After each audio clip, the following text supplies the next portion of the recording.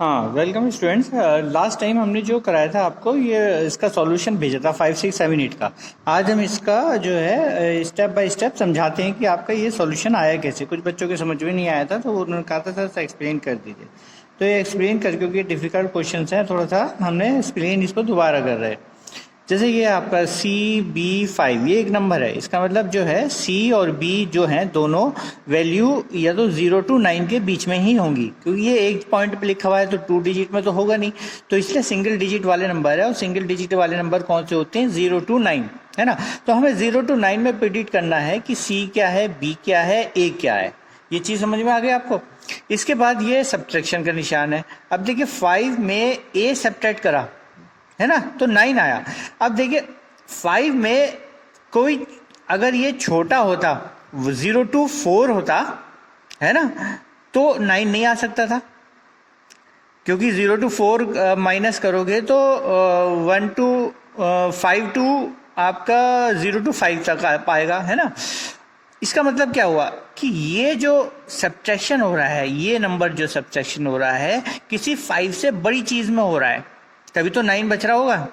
इसका मतलब क्या हुआ कि आपने एक कैरी इधर से लिया होगा, तभी तो 15 माइनस A 9 के बराबर आया होगा। तो हम वो इक्वेशन लगाते हैं, 15 minus A is equal to 9 आया। इसका मतलब A बराबर 15 माइनस 9, A बराबर 6 आ गया हमारा। तो A हमारा 6 कंफर्म हो गया कि ये हमारा 6 हो जाता है। इसका मतलब यहाँ से एक आपने बोरो लिया था। बोरो का मतलब यहाँ पे जो B की वैल्यू है वो आपकी 1 कम हो जाएगी, उसको माइनस करने के बाद 8 माइनस करने के बाद आपका 5 बच रहा है। इसका मतलब B माइनस 1 जो यहाँ पे कैरी के बाद वैल्यू बची माइनस 8 इज इक्वल टू 5, तो B कितना हुआ? B is equal to 5 plus 9 is equal to 14। ये बात समझ में आ गई आपको? तो इसका मतलब क्या हुआ? 14 होना चाहिए, 14। अब B 14 तो होगा नहीं, क्योंकि B सिंगल डिजिट नंबर है। इसका मतलब इसमें 10 जो है हमने वो बोरो किया होगा। तो जब बोरो किया होगा तो इसका मतलब B कितना होगा? B इसका मतलब 4 ही रहा होगा, क्योंकि 10 माइनस कर देंगे, क्योंकि बोरो तो 10 आया होगा, इधर से करेंगे तो 10 आता ना, तो 10 माइनस कर देंगे, इसका मतलब B आपका 4 रहा होगा। तो B भी आपका 4 आ गया, ठीक है। अब ये भी देखिए एक बोरो लिया था, ये आपने यहाँ पे कंफर्म कर लिया था ना कि इससे एक बोरो लिया गया, तो इसका मतलब C माइनस 1 में से 2 माइनस करेंगे तो आपका 2 ही आएगा। तो C माइनस 1 माइनस 2 बराबर 2। इस इक्वेशन को सॉल्व करोगे तो C ये माइनस 3 हो जाएगा, इधर जाके प्लस 3 हो जाएगा, तो C is equal to 5। C is equal to 5, तो आंसर आपका आ गया A is equal to 6, B is equal to 4, C is equal to 5। Next आप देखिए ये 6 क्वेश्चन। 6 में आपका ये दोनों मल्टीप्लाई कर रहा है, मल्टीप्लाई करने के बाद ये देख रहा है कि CAB आंसर आ रहा है। इस तरह का ही आंसर आपको लाना है, ठीक है। अब लाने के लिए देखिए 3 से किसी भी मल्टीप्लाई करो किसी भी नंबर को 0 to 9, तो वो B कब आएगा ये हमें देखना है। तो हम 3 की मल्टीप्लीकेशन करते हैं। 3 को 1 से मल्टीप्लाई करा, 3 आया। ये सब पॉसिबिलिटीज हमने देखी। इनमें जब हम देख रहे हैं कि जब हमारा ये B कब आता है, B हमारे पास 3 से B मल्टीप्लाई करो, मतलब 3 से 1 मल्टीप्लाई करो तो यहाँ पे 1 आना चाहिए। ऐसी पॉसिबिलिटी कौन सी बच रही है? 3 को 1 से मल्टीप्लाई करें तो 3 आ रहा है, 1 नहीं आ रहा है ना, 1 आना चाहिए ना। 3 इंटू 1 3, तो या तो ये पॉसिबिलिटी है, देखिए 3 इंटू 5 इज इक्वल टू 15। देखिए ये 5 है तो इसका मतलब यहाँ पे भी 5 आ रहा है, 1 कैरी गया होगा, ऐसे हो सकता है। तो हमारे पास 2 पॉसिबिलिटी हो गई, या तो ये B इज इक्वल टू 5 होगा और एक 0 और, देखिए 3 इंटू 0 बराबर 0, तो इसका मतलब ये भी पॉसिबिलिटी है। तो आपके पास पॉसिबिलिटी हो गई B is equal to 5, B is equal to 0, ये पॉसिबिलिटी हो गई।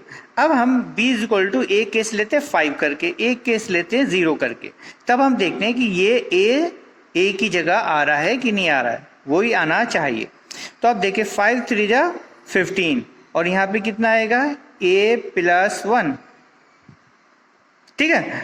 और ये कितना है? 3 0 0 3A, आपका 3A मल्टीप्लाई करेंगे तो ये आपका इस तरह का कम्बिनेशन बचना चाहिए CA, मतलब 10 से ज़्यादा होना चाहिए नंबर, 10 से ज़्यादा नंबर होना चाहिए। और आपका जो है ये पहला डिजिट वही होना चाहिए। तो सब पॉसिबिलिटी देखें हम कि आपका 3 इंटू 5 इज इक्वल टू 15 वाले में देखें 3 इंटू 5 इज इक्वल टू 15। देखिए 5 यहाँ से मल्टीप्लाई हो रहा है और यहाँ पे भी 5 आ रहा है, तो इसका मतलब यहाँ पे अगर 5 रख दें तो यहाँ पे भी 5 ही इसी केस में आ रहा है। इसका मतलब b इज इक्वल टू 0 हो गया, है ना, और a इज इक्वल टू 5 आपका आंसर हो गया। तो b is equal to 0, a is equal to 5 is the answer. आपका ये आंसर हो गया। नेक्स्ट आप देखोगे 7th वाला। 7th वाले में ये देखिए बेटा, 7th वाले में ये दो मल्टीप्लिकेशन हो रही हैं आपकी ए बी बी ए से, है ना। तो और ये आपका आंसर बता रहा है कि बी सी बी प्लस 1, ये इसका आंसर आ रहा है। तो अब हमें ए बी सी की वैल्यू निकालनी है। तो इसको निकालने के लिए हम पहले स्टेप बाय देख लेते हैं, मल्टीप्लिकेशन स्टेप बाय कैसे होता है। तो ए बी बी ए, है ना, तो यहाँ पे ए बी होगा, यहाँ पे ए बी मल्टीप्लाई होगा, यहाँ पे आएगा ए मल्टीप्लाई, फिर यहाँ पे सेकंड लाइन में लिखेंगे बी बी, फिर यहाँ बी ए, ये मल्टीप्लाई आपका होगा। ठीक है, अब देखिए यहाँ पे जो आ रहा है वो क्या है, बी, है ना, और यहाँ पे जो आ रहा है, यहाँ पे जो ऐड करके आएगा जो सी है आपका, वो क्या है, ए प्लस बी बी, यही तो सी है यहाँ पे। और ये जो है ए बी, ये आपका b प्लस 1 है, यहाँ पे b प्लस 1 आना चाहिए इसको ऐड करके, है ना। कैरी भी हम पॉसिबिलिटी वो भी देखेंगे कि यहाँ से ऐड करके कैरी आ रहा हो तो यहाँ पे क्या आएगा। ठीक है, वो सब हम वो ये सब चीज़ें हमें इसमें एनालाइज करनी है। नेक्स्ट इसमें देखिए ये स्टेप देखिए, इसमें ए बी, ये तो b आ जाएगा क्योंकि ए बी ये नंबर जो है सीधा यहाँ पे उतरता है। तो इसका मतलब क्या होता है, ये ए बी जो है बी के बराबर है, तो वही हमने लिखा है ए बी आपका बी के बराबर है, बी से बी कट गया, है ना। तो ए कितना हो गया, ए इज इक्वल टू 1 आ गया। ये बात समझ में आ गई, ये इक्वेशन बन गई थी हमारी, तो ए इज इक्वल टू 1 आ गया। तो हम ए इज इक्वल टू 1 करके फिर इसको नई फॉर्म में लिखेंगे। ए इज इक्वल टू 1 लिखे तो 1b b1 हो गया। अब इसको सॉल्यूशन करो, 1b1 1 1 1 b b और b1 ये आ जाएगा b, यहाँ पे b आ जाएगा। ये बात समझ आ गया। इसको एडिशन करो, ये आ गया यहाँ पे b, और यहाँ 1 प्लस b और यहाँ पे b आ रहा है। अब देखो यहाँ पे क्या आना चाहिए, b प्लस 1, और ये पे यहाँ पे सिर्फ रह गया b। इसका मतलब यहाँ पे एक कैरी जरूर के जरूर आएगा। ठीक है, हमें ये पता चल गया कि एक कैरी जरूर आएगा, क्योंकि यहाँ देखिए b बच रहा है और यहाँ पे बचना कितना है, b प्लस 1 बचना है। इसका मतलब यहाँ से एक कैरी आएगा, तो एक कैरी आएगा, हमें ध्यान रखना है कि एक कैरी आएगा। तो अब हम देखते हैं कि b अगर हम 0 मानते, 1 मानते, 2 मानते, 3 मानते, 4 मानते हैं, इस तरह से हम स्टेप वाइज करते हैं और फिर देखते हैं 1 कैरी कब जनरेट हो सकता है। देखो 0 इंटू 0 0 हो गया, 1 इंटू 1 अभी भी कैरी नहीं आया, 2 इंटू 2 4 कैरी नहीं आया, 3 इंटू 3 9, है ना, कैरी नहीं आया, 4 इंटू 4 इज इक्वल टू 16। तो ये देखिए आपका ये 5 इंटू 5 इज इक्वल टू 25, ये वाली पॉसिबिलिटी तो खत्म हो गई, है ना। और इसमें देखिए 1 ऐड हो रहा था, तो 1 ऐड करने के बाद ये 2, इसका मतलब अभी भी कैरी नहीं हो रहा, क्योंकि यहाँ पे 1 ऐड करने के बाद बीबी में 1 ऐड करने के बाद तब कैरी आना चाहिए, है ना। तो 4 प्लस 1 बराबर 5, 9 प्लस 1 बराबर 10। इसका मतलब ये दो पॉसिबिलिटी हैं आपकी जिसमें कैरी जनरेट हो रहा है। मतलब ये 1, अगर ये 3 इंटू 3 होता, 9 होता, तब भी 1 कैरी जनरेट हो रहा है। और अगर ये 4 इंटू 4 लेते हैं तो 16 हुआ, और ये 17, तब भी आपका जो है ये कैरी जनरेट हो रहा है। तो इसका मतलब इसकी दो पॉसिबिलिटी हैं, या तो ये 3 3 है या ये 4 4 है ना। उसके बाद हम देखते हैं कि क्या हमारा ये इक्वेशन 3 रख के या 4 रख के कौन सी वैल्यू रख के, 3 या 4 में कौन सी वैल्यू रख के ये पूरा हमारा जो है इक्वेशन सेटिस्फाई होती है। तो 3 3 रख के देखते हैं हम। तो 13 31 हो गया, 1 तो पहले था ही हमारा, तो इसको मल्टीप्लाई करा 0 4 0 3। इसी हिसाब से तो ये भी देखिए 3 प्लस 1 4, यहाँ पे b था तो ये 3 हो गया, यहाँ पे b प्लस 1 आना चाहिए था, इसका मतलब 4 आना चाहिए था, यहाँ पे 4 आ रहा है। इसका मतलब ये हमारा जो है 3 वाला equation b is equal to 3, ये भी सही है हमारा। नेक्स्ट हम 4 करके देखते हैं।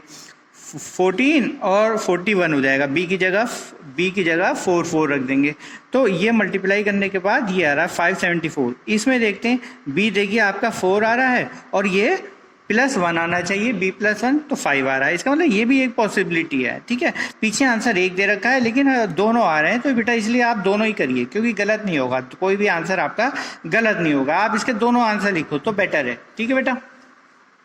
नेक्स्ट आपका 8 देखो, तो ये बात बताना रह गया। तो इसमें इस केस में c आपका क्या हो गया 7 और इस केस में c हो गया आपका 0, c = 7। तो सबकी वैल्यू पता चल गई आपको, ठीक है। तो a तो 1 हो गया दोनों केस में, a = 1, b = 3, c = 0।